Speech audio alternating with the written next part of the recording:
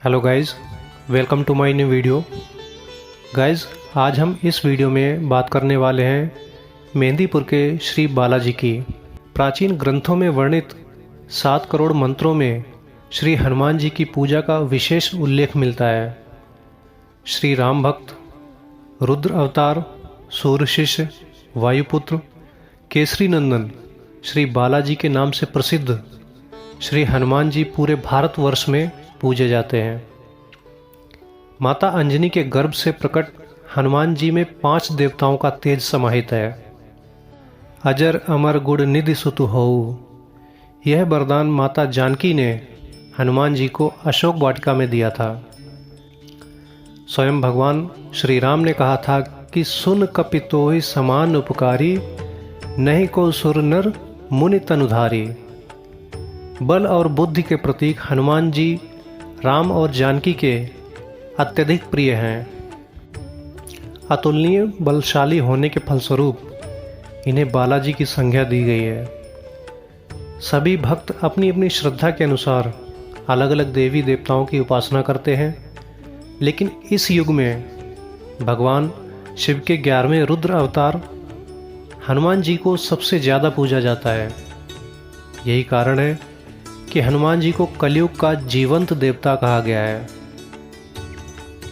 संपूर्ण भारत देश में हनुमान जी के लाखों मंदिर स्थित हैं, लेकिन कुछ मंदिर अपनी अपनी विशेषता के लिए प्रसिद्ध हैं। जहां जनसमूह का सैलाब उमड़ता है, ऐसा ही एक मंदिर राजस्थान के दौसा जिले में मेहंदीपुर स्थित बालाजी का चमत्कारित मंदिर है। यह मंदिर 2 अति सुरम्य पहाड़ियों के बीच की घाटी में स्थित होने के कारण घाटा मेहंदीपुर भी कहलाता है। मंदिर करीब 1000 साल पुराना है।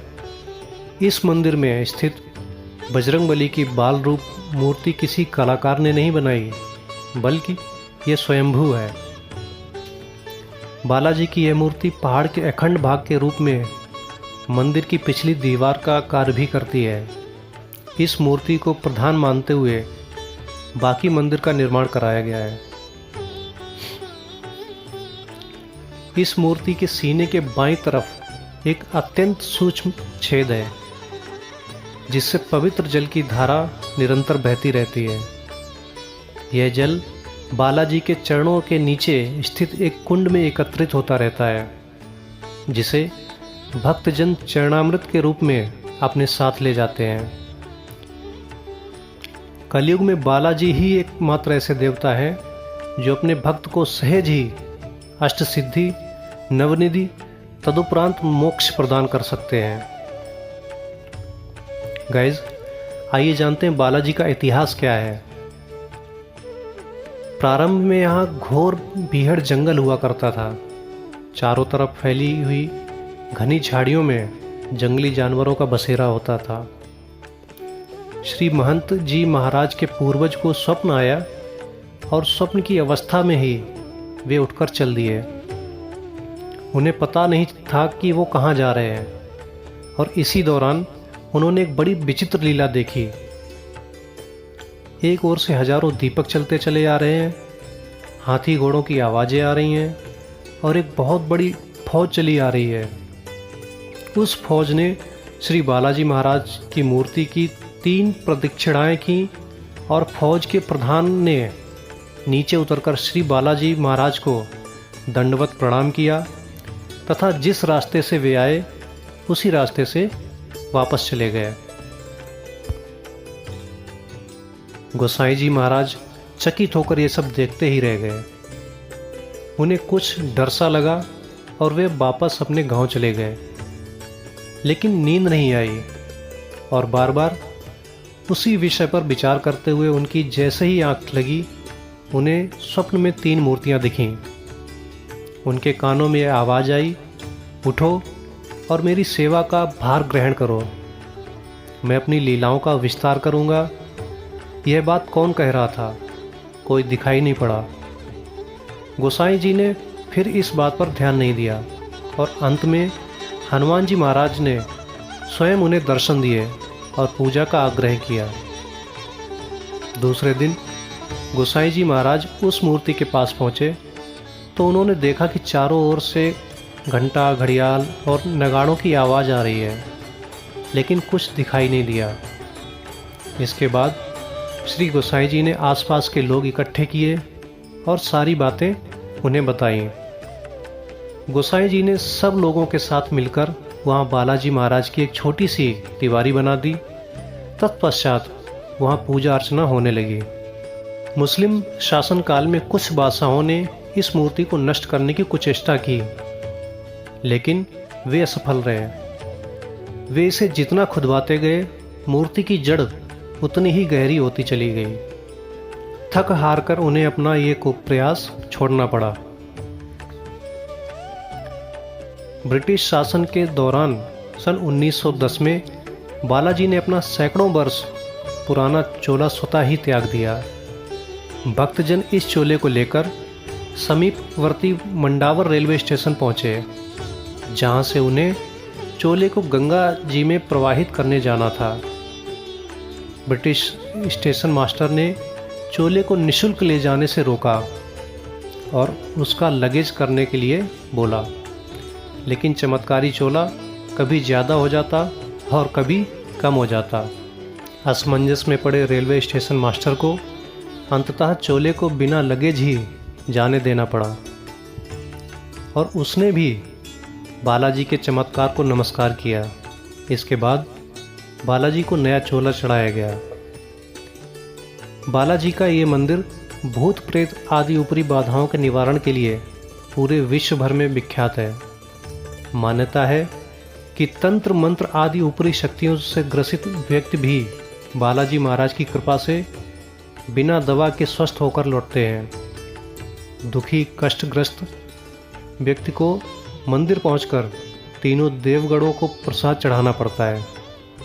बालाजी को लड्डू, प्रेतराज सरकार को चावल और कोतवाल कप्तान यानी कि भैरव जी को उड़द का प्रसाद चढ़ाया जाता है। गाइज, अब हम जानेंगे कि प्रेतराज सरकार कौन है। यहाँ पे बालाजी मंदिर में प्रेतराज सरकार दंडाधिकारी पद पर आसीन है। प्रेतराज सरकार के विग्रह पर भी चोला चढ़ाया जाता है। प्रेतराज सरकार को दुष्ट आत्माओं को दंड देने वाले देवता के रूप में पूजा जाता है। भक्ति भाव से उनकी आरती, चालीसा, कीर्तन, भजन आदि किए जाते हैं।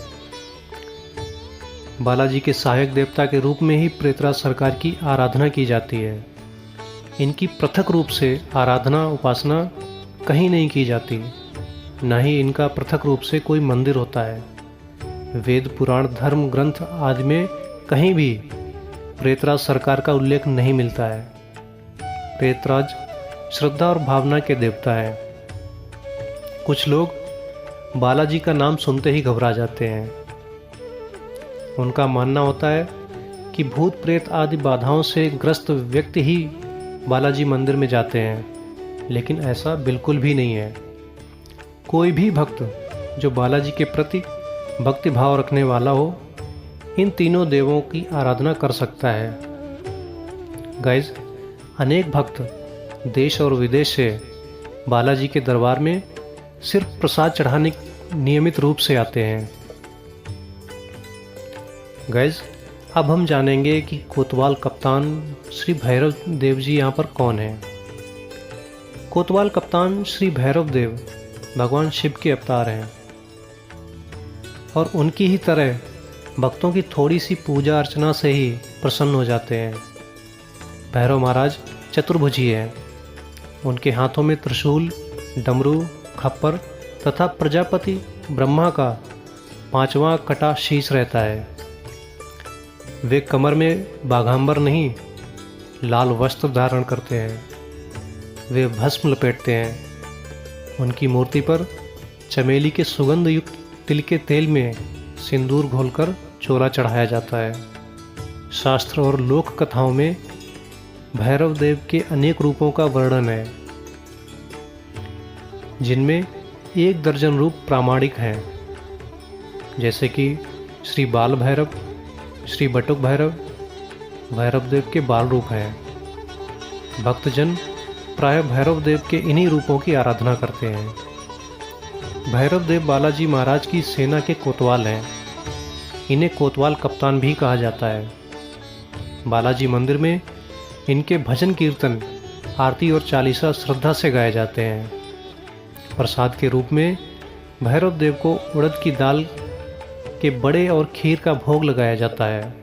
अगर आपको ये वीडियो पसंद आया हो तो प्लीज़ लाइक और शेयर करें और एक प्यारा सा बालाजी के नाम से कमेंट ज़रूर करें। और अगर अभी तक आपने हमारे चैनल को सब्सक्राइब नहीं किया है तो प्लीज़ सब्सक्राइब कर लेना। Thank you.